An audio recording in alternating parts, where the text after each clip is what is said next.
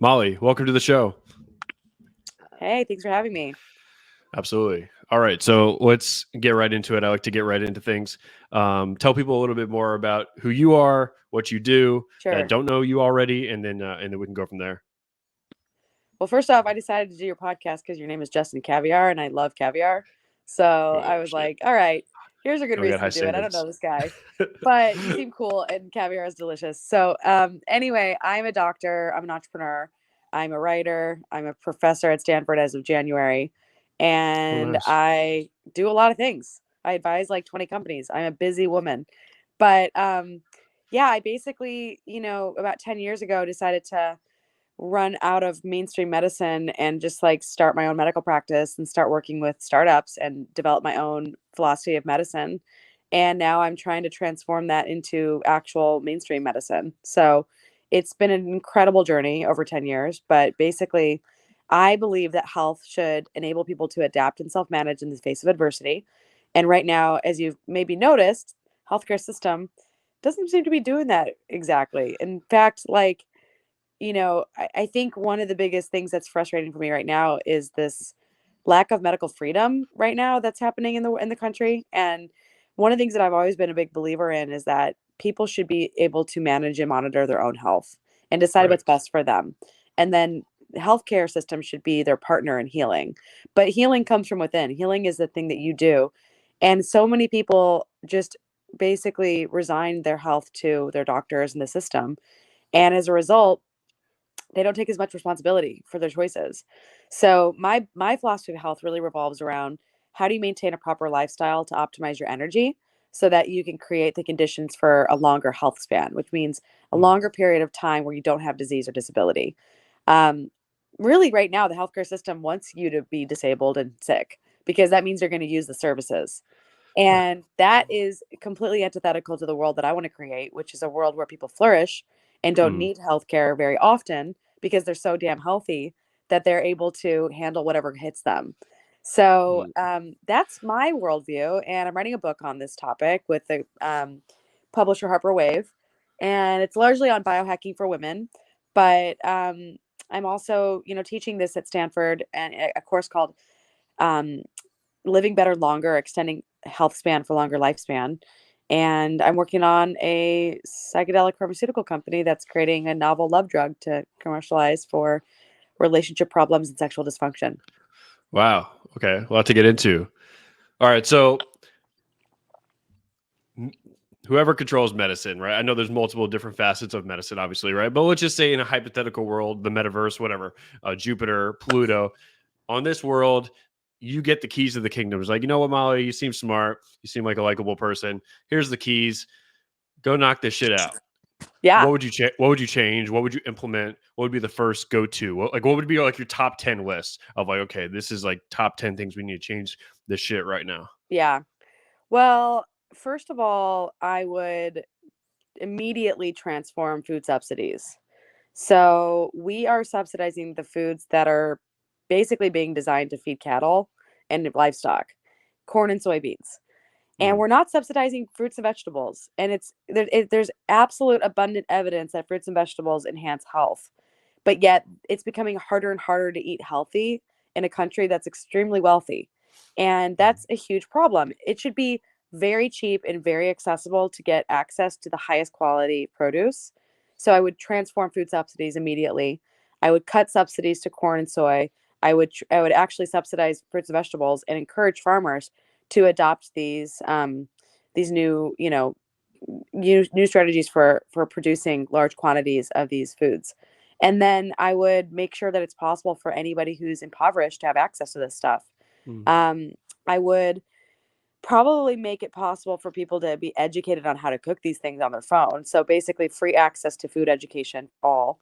And then after I fix the food system and probably greatly subsidized, I would also probably then next turn to, I mean, at the same time, I'd be really focusing on human relationships and adapting to stress. Mm, So, right now, we're living in this loneliness epidemic, and disconnection is rampant. And this is why people are developing these diseases of despair and succumbing to addiction and suicide. And this is very much preventable, but we have to actually create the conditions for people to be able to interact in a healthier manner. So instead of causing widespread social isolation, I probably would, in the middle of a pandemic, design systems for people to be able to find more people to connect with in their community. And obviously, like, in order to do that in a pandemic, you'd have to add contact tracing, but people would have to opt into that if they wanted it. I think that creating pathways for people to connect safely through psychedelic medicine could be really profound for enhancing communities and helping people come together and essentially bond. So right now, the way that people typically do this is through ayahuasca ceremonies or mushroom ceremonies. But if we're actually going to be able to distribute and enable people to take psychedelics, we also need to educate people on who shouldn't be taking them, because some Mm-hmm. people are actually likely to develop psychosis. So Mm-hmm. what I would do was basically put enormous amounts of cash into figuring out who would best benefit from psychedelics and who would definitely not need to take these. I think if I had a limited budget, it probably wouldn't be that long to figure out exactly who.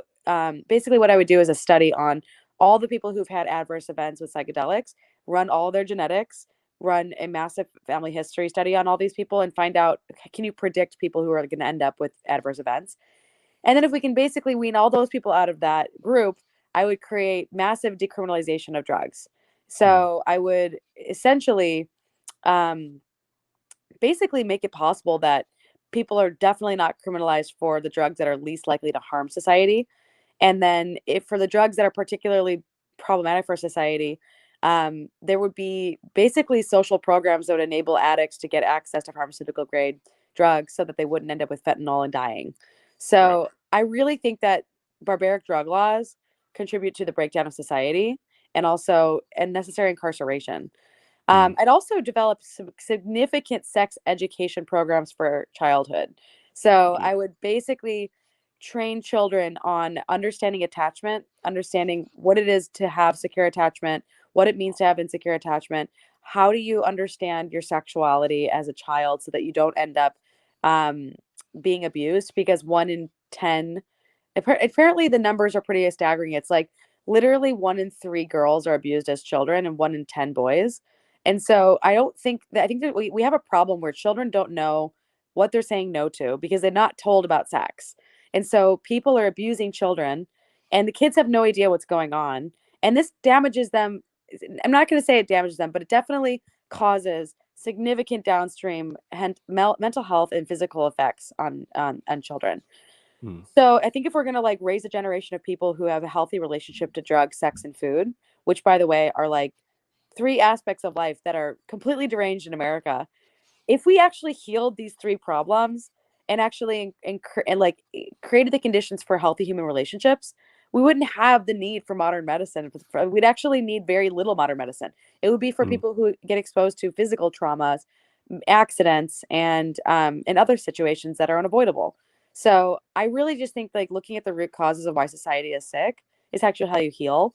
So Mm. someday, after I'm done, kicking ass in entrepreneurship, I'll run for office and then really cause some trouble. I'll vote for you. So Thanks. you got at least one guy. Thank you. Wow. But there's no profit in that, Oh, Molly. there's Come so on. much profit available for doing these things.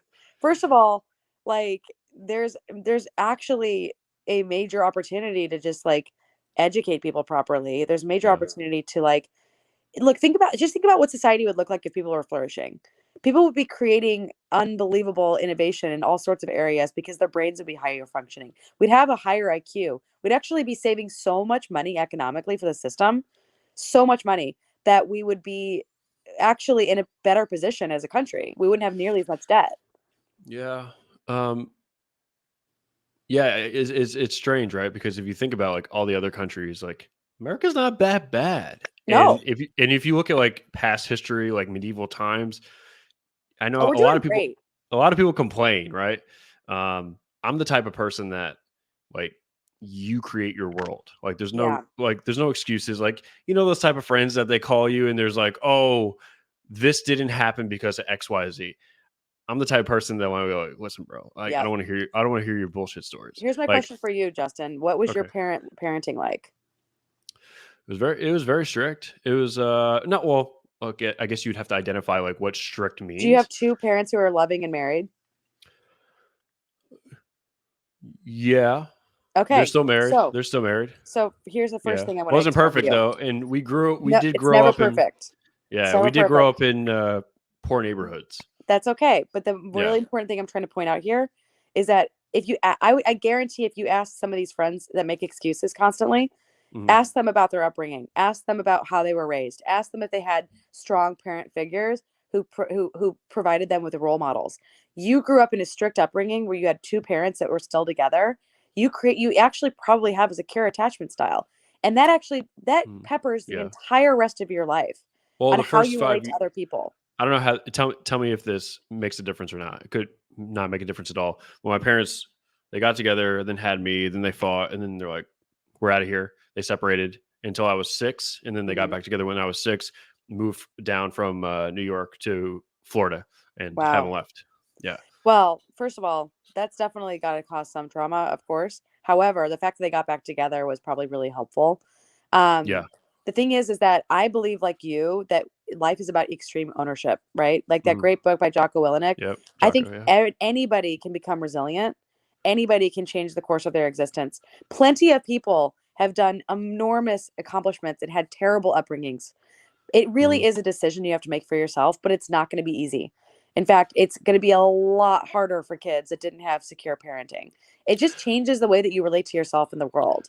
Yeah, I'll give you an example, right? So, like, you said that it's a lot harder for food, right? Especially in rich countries like America. Yeah. It's you can go to Wendy's, you can go to McDonald's, you can go wherever, right? So, literally, this Christmas we went out to Orlando, and I'm in Tampa, so it's about like an hour and 10 minutes away, right? So we drove to Yeah. Orlando. We spent Christmas in Orlando, right? Obviously, like I don't eat out. I go to Trader Joe's, I go to Whole Foods, I go to You get Publix down here. yeah, So I'm cooking. I'm also on a you're optimized. strict. I'm on a strict ketogenic diet too. So like very strict. Like I'm blowing into the machine every 4 5 hours. I'm testing my blood every day. I Yep. had Dr. Dom D'Agostino on, and he's actually at a USF, and Love him. yeah, he's amazing. I'm going over to his house, and we're gonna do like a 3-way podcast, and he's doing one with Cool. Dr. Rhonda Patrick. It's fun, right? It's like I'm not a scientist, but like how do I get so damn lucky to be around all these like incredibly smart people? But Well, it's because you point is, decided, right? You decided you're going to live different. You're going to live a life that was going to be up to you. yeah. So my point of the whole Christmas story is that I didn't like nothing was open, right? And it's real easy. It's really easy to be like, fuck it, I'm just gonna go to Taco Bell, right? Yep. It's really easy, but like I chose like no, like you know, I'm not gonna crumble just because there's no options. There's always options. In worst case scenario, I just don't eat. Like I'm Yep. not gonna die, Yep. right? And I think that You're a lot of people you're metabolically flexible and not adapted. Most people aren't, at this right? point, yeah, at Most this people point, aren't. but When even most in the beginning, though, even in the when beginning, most people don't eat, dude, what happens is they bonk. Their blood sugar mm, drops. They don't tap into their ketone stores, and they suffer. And like yeah, that's most Americans who are metabolically unhealthy. Is they're right, not even close. So you have to understand I spent time in the Midwest, and I want to have you finish your story. But I spent yeah, time in the Midwest last year, and it totally reminded me of how much I was living in a bubble of my own existence, and hmm, how most people do not have the same kind of body or mind that I do, let alone ability to actually make these health decisions. And like I think it's important to get outside of your sort of like optimized existence occasionally and it be challenged by lack of food availability, right? Because then it yeah, teaches you how to actually what are you going to do in this moment, right? hmm, yeah. I think it's interesting. I do think that obviously, like, there's different areas of life, whether you're talking about like business, relationships, like sexual partners, uh, diet decisions. Like, you're gonna be in a better case scenario, right? Like, if you grow up in a rich privileged neighborhood, you have it's not guaranteed, but you have a way higher percentage of becoming a doctor or a lawyer, an engineer. How we identify like successful academic people, Yeah, like the top three, right? It's like yeah, engineering, like that's involved with computer science, all that stuff, engineering, law, and medicine, right? yeah. It's like, and then the finance majors are like, yeah, these guys are jokes. Like, you're not really studying. No, I'm a marketing major. Yeah. Like the engineering kids are like rolling their eyes, like we're doing real school. But That's true. in America, we view like law, medicine, engineering, as like real careers, like real jobs, and those people, right? So that's viewed or identified as successful. Um, and a kid to become into one of those three categories, if you're in a privileged neighborhood, you have a way higher chance of becoming an attorney or becoming a doctor or whatever, right? Versus if you're in a low, a poverty community, it's not impossible, but it's going to be harder. You're going to have to really dig deep to get out of that because your environment is going to be people most likely that aren't going to go that route. They're not going to go the academic route. So you have to be like self-motivated, which is a lot harder, which means the percentage is a lot lower, right? That's just You like, have access to proper schooling. You have to exactly. have Yeah. schooling. Like, for example, one of my ex-boyfriends was a Russian refugee and grew up in the Bronx Mm, and ended up at a really good school. And that really good school changed his life because he did end up, yeah. but it's like we have to remember that like a lot of it has to do with our environment where we live in too. Like you can be poor but have great schools and still succeed, Mm. you know? Yeah, it's interesting because like I went to like my high school. I was talking to some of my friends, and like now I'm in a different like category or whatever you want to say. So I hang out with different types of people, if that's how you want to look at it. And they're like, "Oh yeah." So I was curious. I did the research. I was like, "What high school did you go to?" "Oh, I went to this school. I went to that school." I said, "Okay." I looked it up. 10 out of 10. 10 out of 10. 10 out. Most of them were private schools, especially here in Florida. Like, no offense, I've said this a million times, but if you're in Florida raising kids, like it's only private school. Like if you want your kid to succeed, private school is the way to go. Yeah. It's not like that in the Northeast. Like everyone in New York, Jersey, Pennsylvania. I went to undergrad, high school, and medical school, all publicly educated, and I ended up Wow. teaching at Stanford. And Yeah. Where are honestly, you from? Where you said Midwest? What? Ohio, Indiana? Where? You cut out. Damn, I'm gonna ask you to say it again. Peoria, Illinois. Oh, okay. Okay. You cut That out. Wow. So yeah, exactly. The schools up there are drastically better, like from the public education view, whatever. Florida, the South, it's just like, ugh. yeah, probably not. So my point is I looked up my school. My school was a 5 out of 10. My high school. Yeah. One kid, he was valedictorian. He ended up going to MIT, and then he transferred to Stanford. Hmm.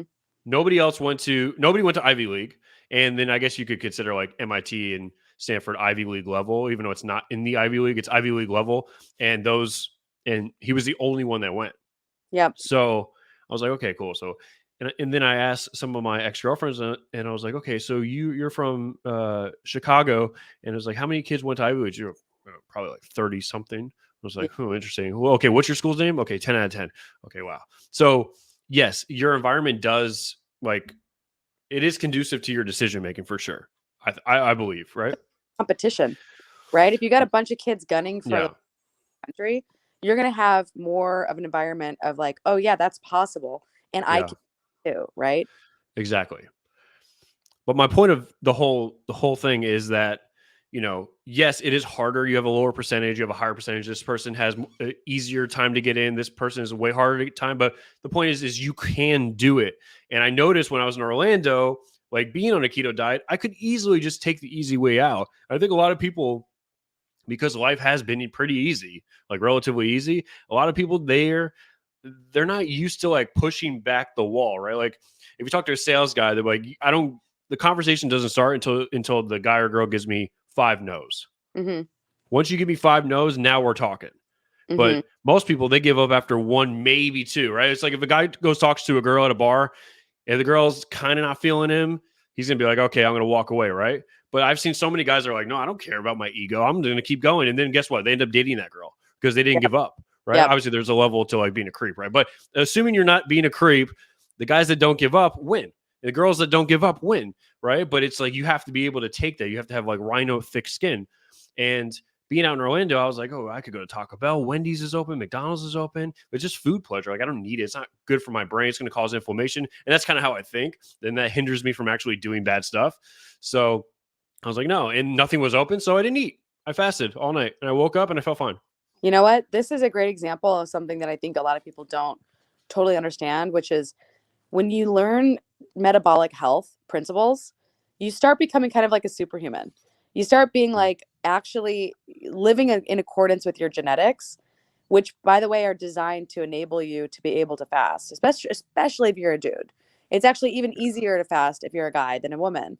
But anybody can Interesting. learn to become fat adapted. And one of the first things that I recommend people do if they have metabolic dysfunction is start a ketogenic diet for at least 2 weeks to a month just to learn fat adaptation.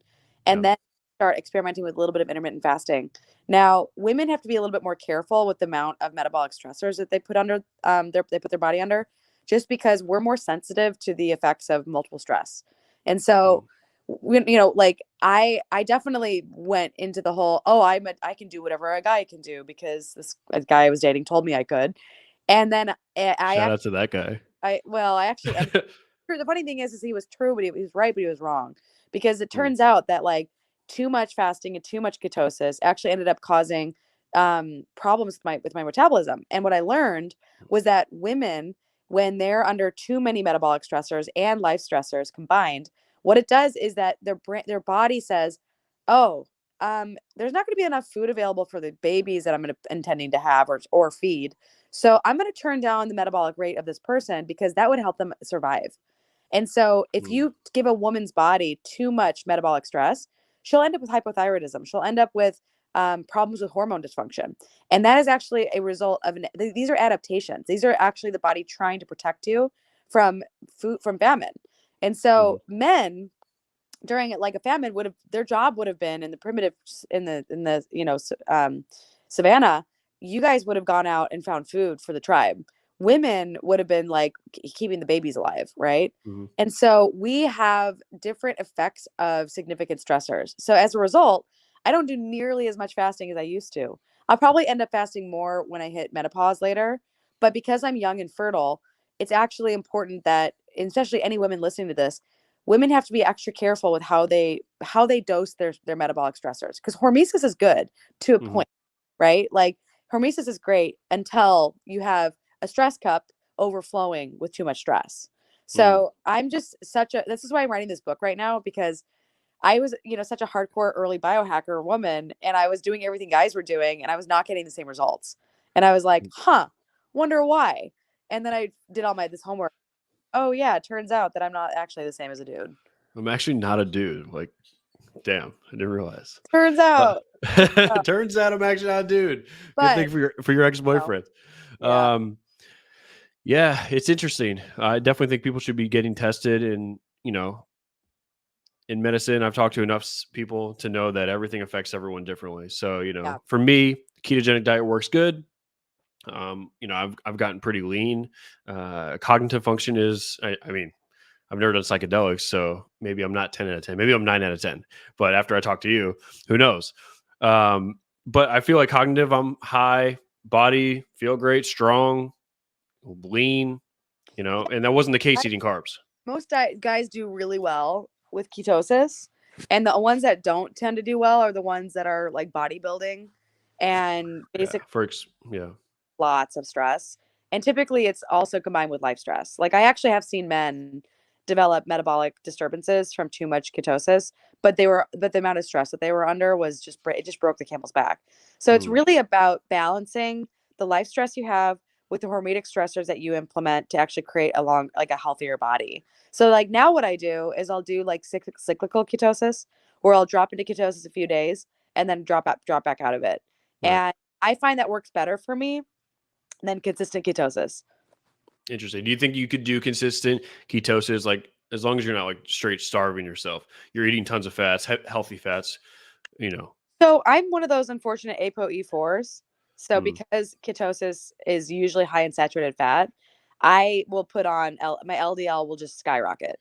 So Okay. because I'm that hyper responder type, I actually I found that when I was doing a lot more continuous ketosis over the last 2 years until life got so stressful that I was like, fuck, I can't actually do this the way I would like to. It was actually during the pandemic.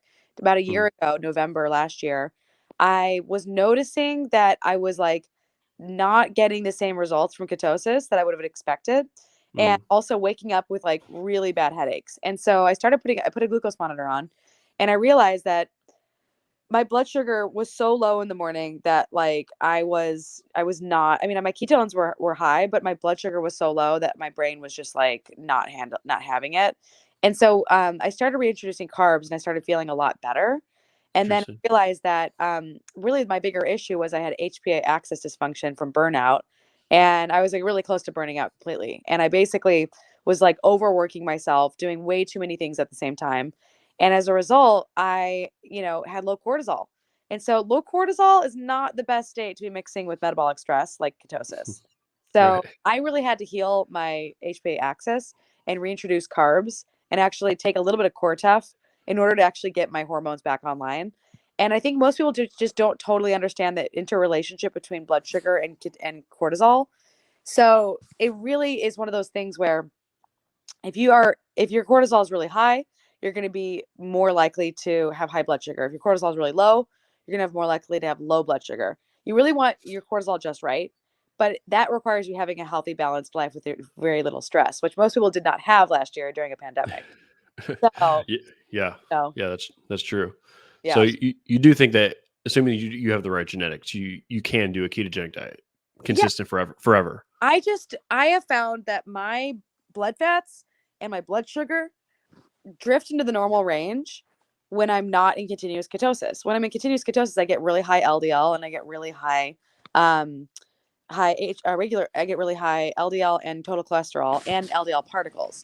Now my Mm, particles are type A, which means it's like they're the fluffier kind, but my gut tells me that like the reason why when I'm in continuous ketosis, I'm getting this high LDL is I think that ketogenic diets high in saturated fats can still affect the microbiome in a negative mm. fashion. Do you feel different, or this is just like on like charts? Um, what do you mean? What's the question?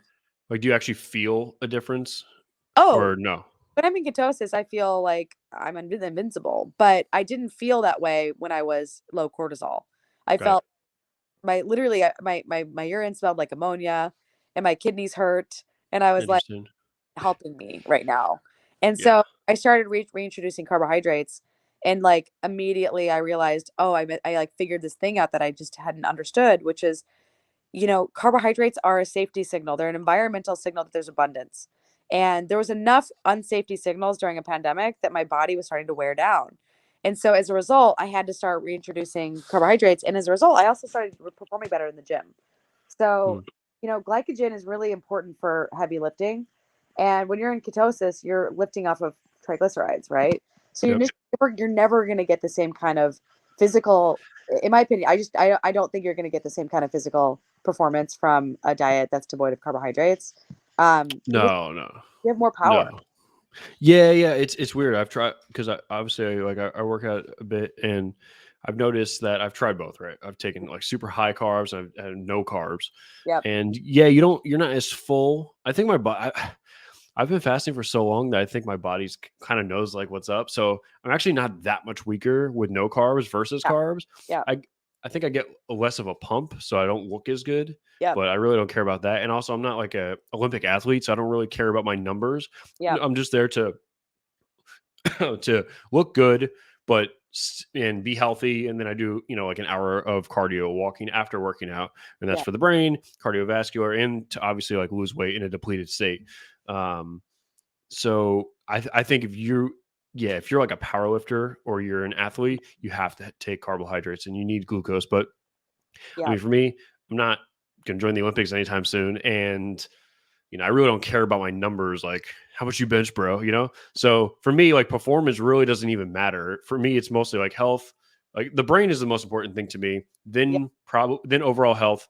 Then body's like last. It's like, okay, cool. If I look shredded and I'm like an attractive dude at the beach, like great. But that's not like Yeah. my goal. That was my goal when I was in my 20s. Now it's altered quite a bit. Now it's always been about the brain, but like body was like it was all right up there. But now being in my 30s is just like could care less, right? As long as if you're healthy and you do everything that like supports the brain, supports sleep, you're gonna look great. It's like a side effect. It's a Yeah. byproduct of doing all that, right? Everything comes together. It's so funny. Um, It was in really good shape when I was in the Bay Area, and then mhm. nomadic, and I started traveling. And when I was in Maui, I looked awesome. But then I hit basically then the pandemic started and I went to LA and I had amazing access to great food in LA. But the Mhm. moment I went back to the Midwest and I started eating like my family, and I'm talking like Oh, I was influenced heavily by the people I was hanging out with, and mm, I saw so many things change in my body. It was like the craziest experience because like everyone eats tons of meat and tons of just like starch and like I I basically had to learn to adapt to the environment that I was in because there just wasn't good access to the kind of foods that I liked. But it taught me so much about how hard it is for people to Mm. actually, survive in different environments. And like what I learned is like you really do need to pick an environment that's conducive to your best health. And also learn that like it's going to be a real psychological challenge to basically be different than everybody around you. Like to Mhm. basically be healthy in America means you have to basically sign up for being different than almost everybody. And that unfortunately is the case. Like Yeah. if you want to be a healthy Which, person, you got to be ready to be a yeah. liar, Yeah. I mean, I went to these Christmas parties every day. There was a party and there was like breakfast and what most of it was carbs, right? Yep. But I didn't eat it. I was like, Yep. everyone was like, "Oh, are you hungry? Do you want more? Do you want?" And I'm like, I'm eating meat and fat. That's all I'm eating. And I'm just like, But with no. vegetables, here's the thing. If you really care about your body, you got to care about your microbiome. And Mhm. I am not convinced that the microbiome lives best on rotten meat. Because basically meat, once it gets to your gut, it starts putrefying. And Mm. meat is delicious, but meat, a carnivorous diet, there's zero evidence that this like anywhere in the country, besides from hunting and like certain tribes in Africa that drink blood and like live on Yeah. cow, like Haven't drank any blood yet. So, the reality is I think that there's a lot of people like I would actually be curious. What is your LDL particle number? What is your cholesterol? What is your HDL? What is your yeah. what is I'm gonna take a blood test soon. I'm gonna check my my hormone levels and my yeah, test levels, and I'll send them to you. do a microbiome test Yeah. because eating just meat and fat, you're not feeding the microbiome, you're killing it off. And so Mm, microbiome is so important to overall immunity. Turns out. So I would yeah. definitely I take vitamins. I take Thorn AM PM. not the same. So, yeah. Not the Um, same. so what am I eating? Should I be eating broccoli, You should asparagus? eat a shitload of vegetables. Yeah. Yeah, Well, because that might kick me out of ketosis. turns out that no, you won't fall out of ketosis with green vegetables. Okay. Like you might slightly reduce it, but honestly, the benefits to your immune system will be outweighed by the fact that you're not completely in ketosis. Like Okay. I just try it, just test it out. Yeah, I will. I will. First, asparagus, green vegetables, everything fibrous. Um, cruciferous vegetables are really healthy. I honestly think the idea that like you're not eating vegetables because you're avoiding dropping out of ketosis is absolutely insane. And this is what's wrong. I'm a With, bit insane. yeah, but like it's not adaptive.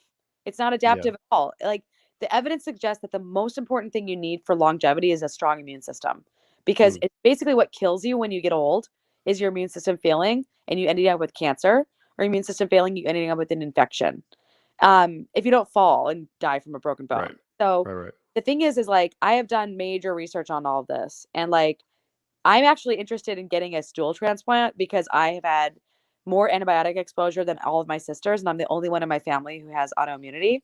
And I have celiac, and it's because I basically got a shitty, microbiome growing up, literally. Mm. So I, so this one friend of mine, his wife, she started giving herself stool transplants from her son, and she has experienced like a dramatic improvement in her health. So like you cannot ignore the microbiome and just focus on metabolism. It doesn't work that way. You're going to end up with metabolic problems anyway if you don't have enough vegetable matter and produce in your diet because you're also Yeah. missing out on nutrients. You're missing out on all these things that enhance health span pathways. That's it. I'm a really simple guy. You say it, I do it. There's no there's no well. It's just I just do it like a marine. So yeah, I will implement that. I will send you pictures just so Yeah, you know that I'm not bullshitting. cool. And yeah, well, even when I was eating carbs, like when I was like eating a lot of carbs and brown rice, I was barely eating like vegetables. Like I've always been kind of like here and there. Like I do eat asparagus probably like twice a week, but that's about it. Okay. One second. Yeah. Text my friend. Yeah, no worries. Schedule. Um, no problem. Okay, cool. So, my friend that I was supposed to chat with next, he's like, Oh, yeah. so My yeah, one question about ketosis is because I know I saw that you were taking the human ketone ester, so I have that. I have like 3 of them he in the does. fridge right Feel, now. I really love my friends at that company, but I don't like the way it makes my stomach feel. Oh, it didn't affect me. I even went up to 4, and yeah, because I talked to Dom, and I was like, I I just talked didn't to like. Dom. I just made my stomach feel funny. Oh yeah, I have a pretty iron stomach. I don't know. Yeah, I'll give it Yeah, another. I'll give it another chance. I felt good. I felt good on the treadmill afterwards. I was like in a good, like mild euphoric state and pain. So I talked to Dom, and I was like, "Hey man, how does this?" So he's like, "So there's a company that he knows that have his patents, and he's like, this is like the best for BHB salts, but yeah, esters are good too." He's like, "I had to take a little bit more." This is like me, like my private conversation, just talking to him on the phone, and so I was like, okay. So I tried it out, but after I'm done with the human stuff or the HV and however you want to pronounce it, then I'm going to go on to a company called Keto Start. Oh no, it's Audacious Nutrition, but Keto Start, and that's and Cool. Dom he recommends that. So I'm going to try that. He said he had to take a lot of esters to compare to the BHB salts. So I don't know. It tastes disgusting, but I learned like when you're here, it's like tequila. It's like I don't drink at all. So this is Yeah. like the closest I am to like alcohol. Like I never Honestly, drank ever. honestly, I'm surprised people haven't turned ketones into some sort of like non-alcoholic drink because it tastes about as bad as vodka. You know. It tastes pretty bad. It tastes Yeah. pretty bad. Yeah. But like I'm like one of those hardcore weirdos that it's like it doesn't matter the pain, like ice baths, like doesn't matter. Like I'm all about the benefits. If it Well, works, I'm doing it. I had a client who was doing ice baths and he ended up getting into the ice bath up to 20 minutes. And guess what? He was so stressed out from his lifestyle that the ice baths tipped him over the edge into hypothalamic pituitary adrenal dysfunction. And he ended up having a flat line of cortisol.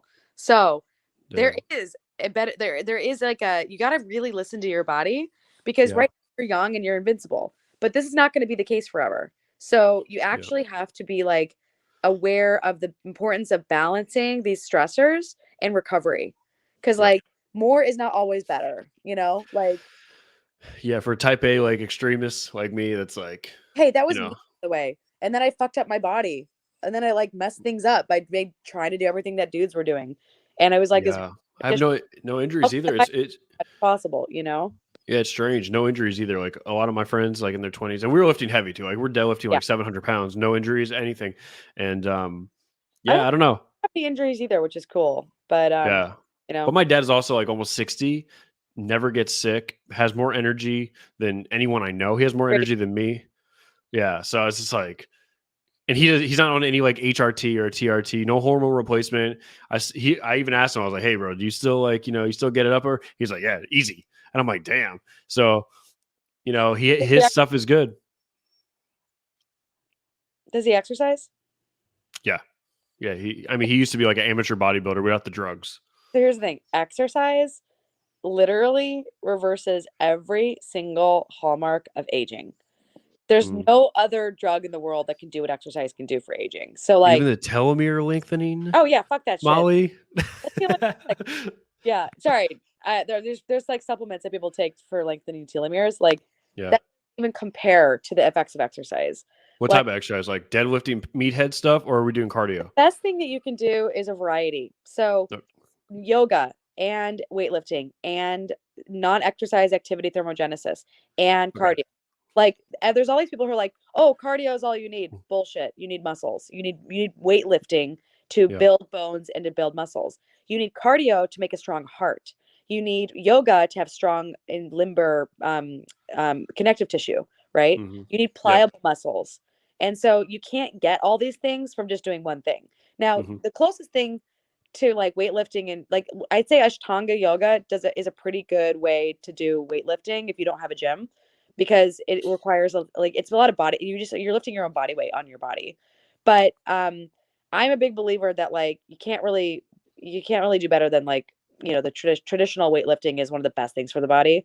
But I started riding a bike to the gym just Mm. like adding an extra 30 minutes of cardio because like I hate cardio, but I don't mind riding my bike to the gym. Like it's actually way more fun for me to ride my bike than to go. I hate cardio machines. Like for me, hell, it would be like putting me in a room and to use a cardio machine for like an hour. Like I don't, Put your ass on a Peloton. dude, it's just the work. But you know what I love is I love nature. So I love Mm. walking. So I try to get 7,500 to 10,000 steps a day. And then I'm right now my current exercise regimen is every other day riding my bike to the gym and doing about, 30 minutes to an hour of weightlifting, depending on how much I feel like pushing it. I'm Yeah. actually training my mom right now Mm. because I'm visiting my parents for Christmas and I'm trying to get her into the gym. And so I'm trying to be like somewhat easy on her to make it like a 30-minute, six different muscle groups, maybe 3 to 4 sets per group, maybe, 12 to 15 reps per muscle group, and like, progressively increasing the weight over time. But Yeah. I just don't think you can be fully healthy in terms of fitness by just doing one of these things. I think you have to like, before I go to bed, if I'm like watching TV or something occasionally, I'll lay on the ground and start doing yoga move, like yin yoga moves, just to get my body stretched out. Or like, foam rolling is great, but Mm. it's really important to recognize that fitness comes in different ways. And walking is not enough. It's just not enough for the heart. Turns out you need more movement. Interesting. Yeah, I used to hate cardio like really bad, and Then you because love it now, right? I love it. I love it because I always wanted to just be jacked and like have like giant shoulders and traps, just be like Bane, walk around looking like super physiological superhero. But Yeah. then I was like, okay. And then once I was like, oh, the brain benefits of the blood flow from doing cardio, I was like, okay, I'm It's like done. Adderall. It's better than Adderall in my book. I literally Well, get take more. I take get it easy. Take it easy there, Molly. no. Well, here's the thing. I used to be on stimulants for a long time, Yeah. and then I gave them up, and it was really hard, and I needed to do it. But I realized that I was covering up my real health with a stimulant, and I was using it to stay slender, and I was using it to work, and I was using it. It worked, but honestly, I was Yeah. in shitty shape. It was like I was not in good shape, and I slowly had to build my fitness over time. I was like really tired all the time when I went off of Adderall, and it really sucked. I mean, it was really a huge challenge, Yeah. but I learned that I needed proper circadian rhythms. I needed proper breathing. I needed proper nutrition.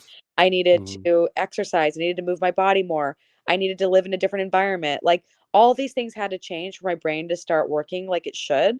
And Mhm. now I'm literally, I mean, like I told you all the things that I'm doing. I'm able to focus on a bunch of different projects all at once.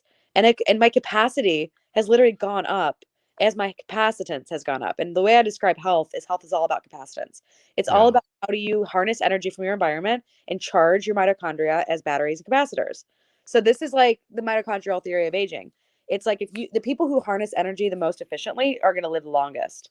Mhm. And problem is that most people are dealing with metabolic diseases, which basically is a condition of poor energy metabolism. Yeah. I mean, yeah, Adderall definitely works for sure, but you feel like complete dog shit the next day, and Your it heart, screws up your sleep so bad. yep, You feel like a superhero when you're on it. Like there's nothing like I haven't done psilocybin, but I've worked out, I've taken every supplement. yeah. I've never felt as good Oh yeah. as on Oh yeah. amphetamines, right? But it's not sustainable. And if you keep taking it, this shows early signs of dementia, short-term Yeah. memory loss. So it's like, okay, you're taking like smart drugs, quote unquote, to become smarter. But then you feel great in the moment. You feel like Prometheus. But then long term, in a couple, as you progress, Yep. your short-term is decreasing. It's hurting your brain. Blood flow is getting messed up. So it's just like, so yeah, it's just not sustainable. And I found the closest things that can mimic that, like physical stuff, is like ice baths, like Yep. something or fasting. Yep. But it's still like I know people say it's still not the same effect, right? But it's not sustainable, right? Anything that feels that great is going to have side effects because you're not supposed to feel that amazing. So if you feel this amazing, you're going to feel like this bad, right? Yeah. And the reason why you wake up and you feel great is because the day before you didn't feel super physiological. You felt normal to good. But Yep. once you push the barrier, it's like of course you're going to feel like shit because you're not supposed to feel that amazing, right? Life is it's cliche, but life is a balancing act. Yep. So well, let's talk about that though. With okay, so Adderall, Ritalin, obviously. What was it Coursera or whatever? I used to be a coffee addict, and then I stopped drinking as much coffee. I switched to mud water Yeah, or matcha, and I actually feel so much better when I'm not drinking intense amounts of coffee. Like I yeah, was really dependent on it for a long time, and now I just like I use exercise and a little bit of caffeine to boost my mood. But also, yeah. most important thing that most people don't realize is that the real way to actually beat the system is to actually find work that you love so much that you jump out of bed to do every morning. Like that is Yeah. accurate. Is like purpose, turns out. Yeah, nobody wants to hear that shit. They want the magic pill. Yep. Hey, look, Like, if I can figure out how to give people purpose, I'll be a yeah, fucking but like, that would be a you know, crazy pharmaceutical drug. yeah, Here no, you go. Here's a purpose pill. Whatever you do, I don't care if you work at 7-Eleven or you're fucking construction worker, laborer, you take this, this will be your purpose. Like, could you imagine? yeah, Maybe no. Neuralink. You're up there in Silicon Valley. Hit up Elon. Uh, Um, or sorry, you're going back to I'm Silicon Valley, obviously, because you're going to teach in going to Stanford. teach at Stanford, yeah. Yeah, And yeah. Okay, cool. Cool. So let's talk about because I know psychedelics is like a big thing about what you're doing, right? So why would like you well, know the drug that I'm working on is not actually a like it's not going to cause you to trip balls, right? It's not going to right? make It's like microdosing, right? For optimum. it's not that it's microdosing, it's that there's a specific formula that involves a combination of medicines that does have psychedelic effects, but not all Okay. psychedelics will make you trip, turns out. So the main thing that this specific psychedelic can do is actually makes people more attractive, which is interesting. So All right. the drug is pretty fast. It acts as a truth serum and a love potion and an aphrodisiac. So it creates the conditions for the basically it reproduces the neurobiology of love. So if you can think about what love can do for health, it can do a lot of different things.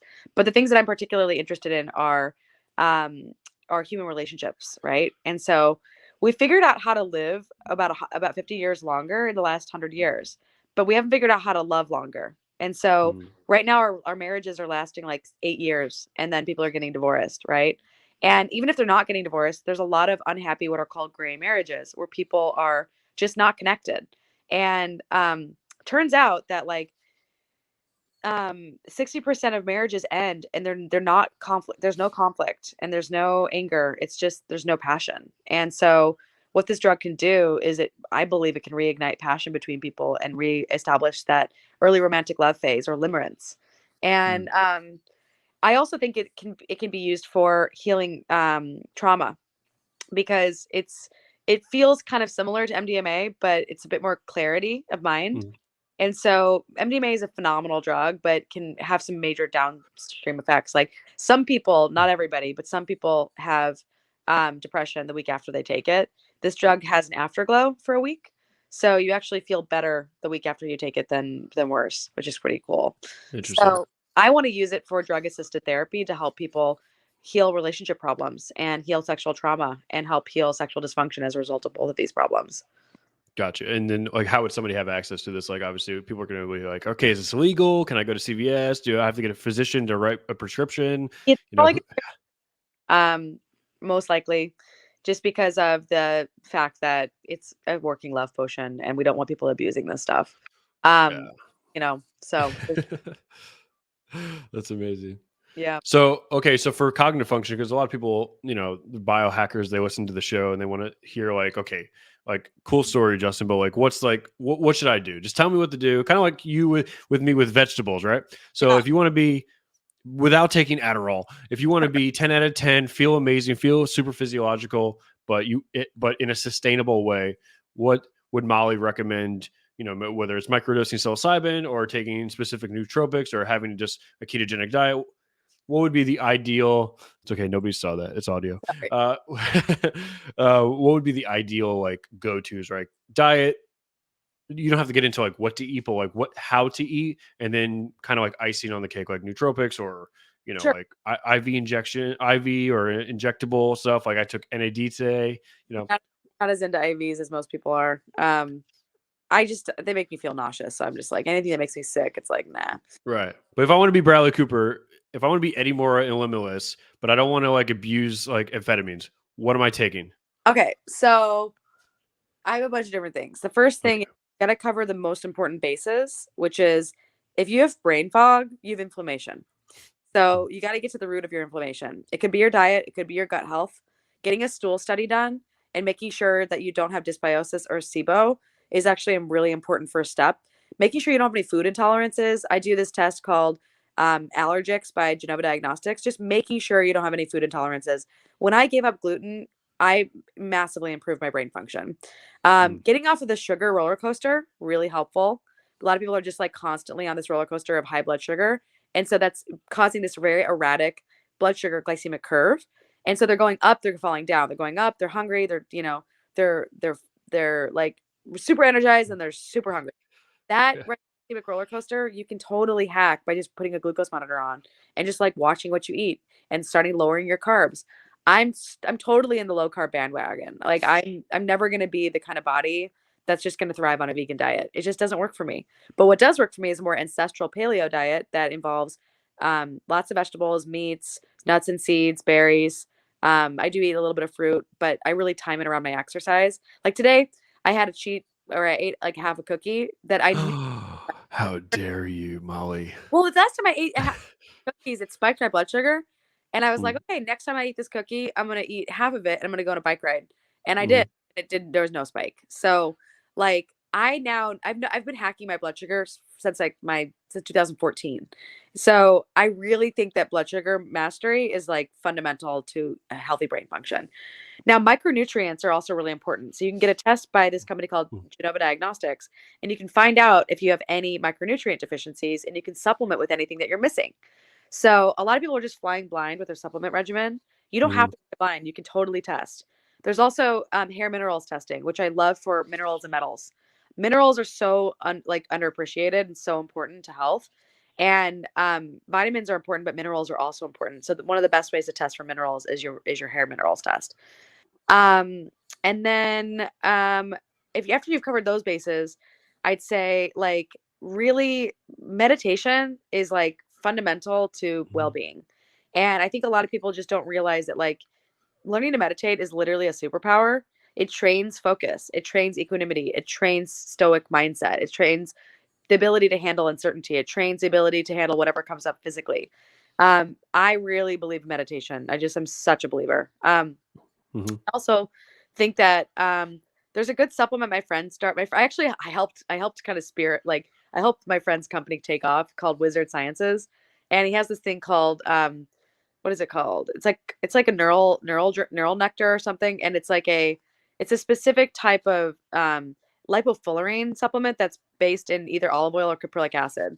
And I'm telling Mm. you, it makes your brain run like limitless. It's awesome. That Yeah, better. the shit works. You got to try it. It's awesome. Okay, what is it called? Wizard what? Wizard Sciences. Actually, I'll introduce you to Ian Mitchell, and you should have him on your podcast. The guy's a fucking genius. Okay. Yeah, that would be Uh, amazing. and then I'd say nootropics are awesome. I'm taking this one called Zembrin right now because I was noticing a little bit of anxiety lately after I got COVID, and Mm. that's weird. So I've been taking Zembrin, and it's like a mild SSRI. It's also known as Kana. I wouldn't say it's like particularly intense of an experience, but I don't really want to go take like a pharmaceutical SSRI right now. So I also like Yeah. Mucuna. I like Maca. I like adaptogens. I love deer antler velvet. That shit is amazing. What? Yeah, Really? my friend's company, Super Feast, makes really great deer antler velvet. I put it in my elixir every morning, and Interesting. such a libido enhancer. I mean, this thing like makes you turned on. It's awesome. And so I think like having like sexual energy that you can fuel into your work is Mm. like it's an extra source of energy. And if you don't have to use it on masturbation or porn, you can Yeah. use it to motivate you to do work.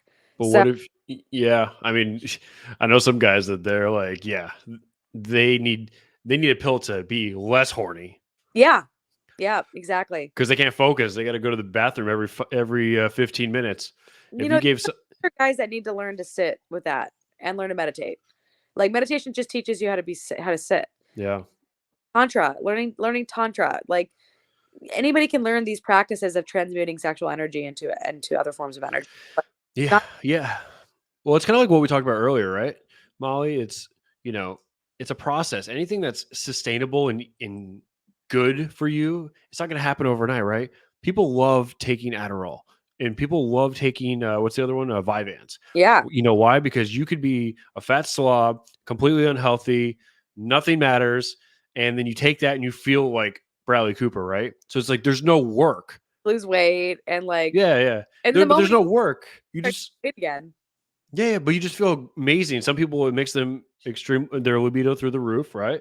I know with me, it definitely increases my libido. Some people are like, no, dude, the last thing I'm thinking about is sex. I'm thinking about work and getting shit done like a robot. It increases Uh, through the dopamine signaling. yeah, but some people, they're like, no, like the last thing I'm thinking about it is hooking up with people. Like it turns off my emotions. I turn into basically like an android, right? Yep. Or a cyborg, whatever. But it's so easy because like so many people take it and so many people get it and people are misusing it and you just feel amazing. You're like, yeah, the long term, whatever. Well, I feel great today. Like I'm 25, whatever. And meditation, and I want to try the wizard thing, but meditation, all these things are like hard and they're not instant and you don't really feel them. Like I meditate, right? But when I remember when I started to meditate, it took at least like 2 weeks to start noticing like I wouldn't emotionally react to things. But it Yep. wasn't like take Adderall, boom, you feel like a god. It Yep. wasn't like that. So Yep. these are not the way we're programmed. Like just like we're programmed, we want instant food. We want Wendy's. Like we go to Wendy's, boom, I get a cheeseburger, I'm done. I don't have to cook. I don't have to get all the shit out. I don't have to go run to the store like your grandparents did. Make this big feast. No, I ain't got time for that. We're playing video games. I'm gonna order some McDonald's, smash some McDonald's real quick, and boom. And that's kind of how they look at pharmaceutical drugs. Yep. So, Most people are fucking sick. This is yep, why people are on their way to yeah, getting cancer, dementia, diabetes, and heart disease. This is why most yeah, are living in their own metaverse of their mind. They're living in an alternate yeah, reality that's filled with brain fog. People are yeah. cons. Honestly, like if you let your decisions of how you live be decided by the advertising you see on TV and the drug advertising. Look, I have a drug company and I still know that drug advertising is fucked up. Yeah, Like, still aware that there's all sorts of problems with this world. And yeah. I This will be, and you're like holding hands on the beach, everyone's kissing and shit. of medicine you don't have to take very often. The drugs that transform your life that you take through a series of experiences and then boom, you're different afterwards. Right, right. Like the drugs that I'm bringing into the world are combined with therapy. They're combined with actual work that you have to do to change your brain and your brain function. Mm. So, yeah, I actually Should think people? there's a whole world of change coming to medicine, and it's like Yeah. it's a matter of if you want to be a part of like the new world of that we're trying to create, or this old version of medicine that like isn't fucking working. Right, right. I've never taken psilocybin, but I've obviously you're in Silicon Valley, so you know all this stuff, right? Then the microdosing, all the bullshit. People that are microdosing psilocybin, compare that to amphetamines. Oh, it's nowhere near the same. It's very gentle. It's very mild. It's But do you get the same similar effect? no, not at all. Not even close. Okay, Yeah, totally different experience. totally It's different. more subtle. And in my experience, when I microdose mushrooms, it totally reflects the mood that I'm in. So So if you're in a pissed off mood, you're gonna be more pissed off. I'm anxious at all, it makes it worse. If I Mm, if I'm focused, it improves it. But if I'm like, it's one of those things where it just makes you have a better day, but it's hmm. not gonna give you necessarily the performance enhancement that you get from stimulants. I got you. At the same I time, got you. I don't think the quality of work that I do when I'm on stimulants is the same as the quality. I mean, it's not the same quality. I actually have better quality work now because of a better functioning brain. The real goal of health should be to create the conditions where you can adapt to any situation that you're in, not that you have to depend on all of these ancillary systems to function. Yeah, and you're not so amped up, right? Like when you're all stimmed out, you're so happy and you're so euphoric that nothing actually gets done.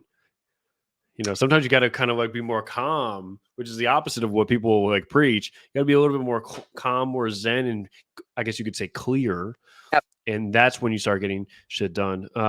Okay, cool. So I want to be respectful for your time. Obviously I could talk to you for 100 hours. I Uh, definitely want to do a part two with you because yeah, you're please. knowledgeable. You're knowledgeable, and definitely have a lot more questions. There's a lot of things that we didn't get into, and it's like already been an hour.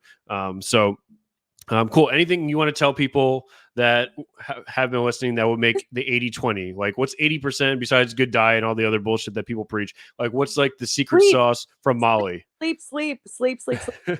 My secret. Everyone's like, "How are you doing all the things that you do?"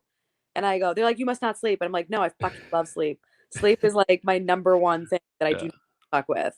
If I don't Okay. sleep, nothing gets done." So I really prioritize sleep and circadian rhythms, and I Yeah. really believe in grounding and nature exposure. I really think it's so important to be. Ooh, have you ever used a grounding mat? Yeah, but I would rather just go outside and be barefoot. Like, Yeah, until you get one of those tapeworms. Have you ever heard of that? With people like, what was it? There's do like not a tell me I'm gonna get a tapeworm from walking barefoot. no. So there's actually a real thing. Like, look at it. Like people in the South, like Alabama, Georgia. I don't know about here in Florida, but oh my God, what was it called? I heard it on Rogan, Oh and my then he goes, out. so when you go barefoot, like I think up north you're okay, but in the South, like Alabama, there's a type of, I'm pretty sure it's like a parasite that it gets into the bottom of your foot, Oh god. and it how do I Yeah. politically correctly say this? It lowers your IQ. Oh my god, no. Yeah, so look up barefoot southern. Parasite. This is I'll fucked look it up. up. Thank you for freaking me out before I leave. This It has been le- I really enjoyed it. It's been really fun talking to you. yeah, no. So definitely look into that. But anyways, all right, guys. How do people reach out to you? Oh, find me on Instagram at drmolly.co. Okay, cool. All right, guys. All that will be in the show notes below. And It's MD. yep. Yep. Cool. All you don't have to memorize that. All right, guys. Well, you heard it here, folks, from Dr. Molly to Justin Caviar. This is the Justin Caviar Show, and we're out. Bye bye, y'all.